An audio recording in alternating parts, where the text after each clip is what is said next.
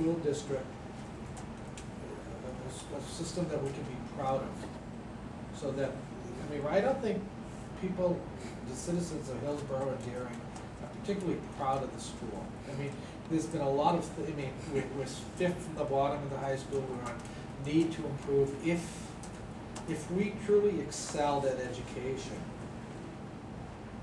and we were really like Paul's vision, which I agree with 100%, you said when you compare this to St. Paul's, if people could speak about Hillsboro Deering the same breath as St. Paul's and say, well, now these are school systems that I'd want to send my kid to, then we would have no trouble at all getting the necessary funding that we need. Is that a private school? Yes. Yes. It's one of the most It's elite, exclusive Okay, private so we have two schools, things, yeah. because I guess Hopkinton is also a.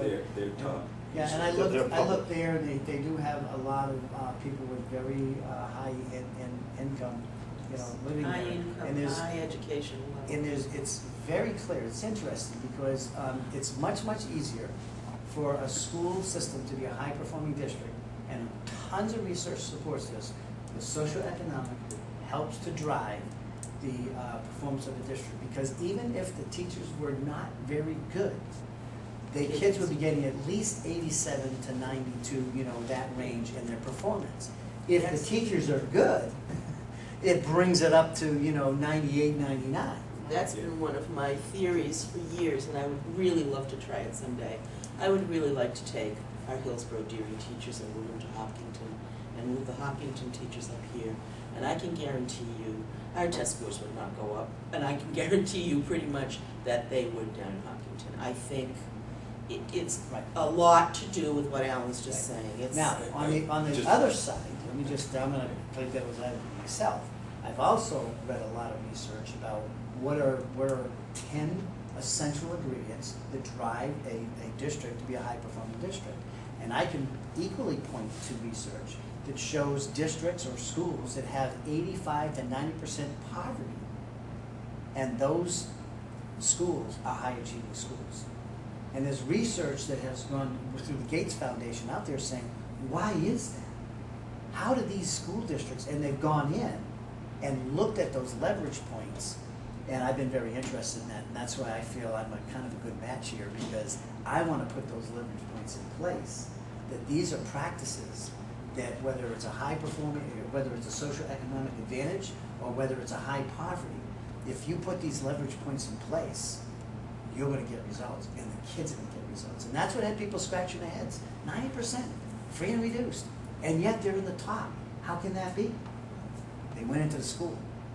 That's something I want in the district vision, no excuses.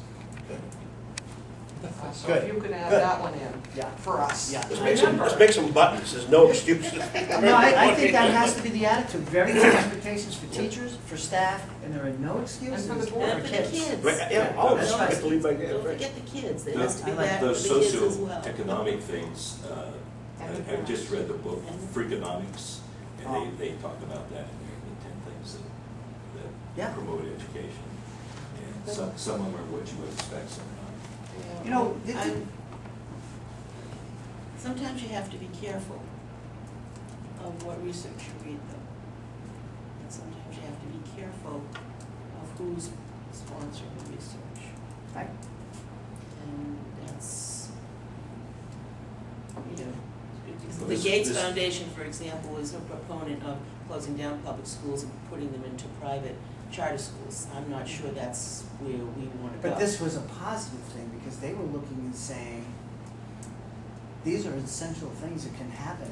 I mean, if you put in place in schools, those schools can be successful too. So it was actually supporting public education. It wasn't I'd a like to negative. see it. Can you send it out? Oh, yeah, dig it back up. 5 copies, Dr. One of the things that I want to, you have shared information. We've sort of been seeing that a little bit, and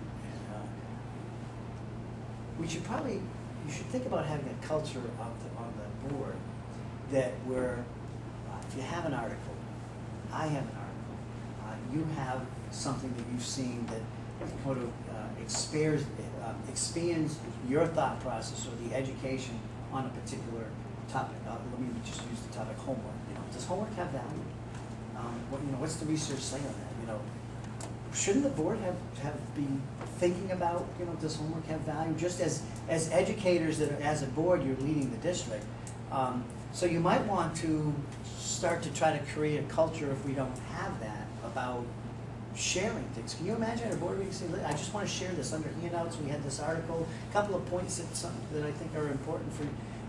I would think the people that are working for you would say, wow, they're learning about the craft of teaching. One thing that I would recommend is that board members get an online subscription to the newspaper Education Week. It's, I think, only $7 or $8 or $9, and they are pretty good, I think. They have news articles, they also have commentaries, they do a good job of presenting both sides of the issue. Yep. And at least makes you familiar with the issues. For example, the Common Core standards that the state has now adopted. They've spent a lot of time discussing these issues, pros and cons, who's on the board. It's stuff that really, as a board member, when Helen comes to us and says, common standards are coming in, we really ought to have a familiarity with what she's talking about. And that's a national. That's a yeah. So you get that perspective.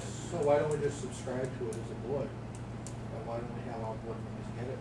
It does come out in print as well, but the print one hardly gets to me. But you will get an email if you subscribe online. They send an email every day, every other day. No, we'll make that as a top, I think it's worthwhile to do that. Okay.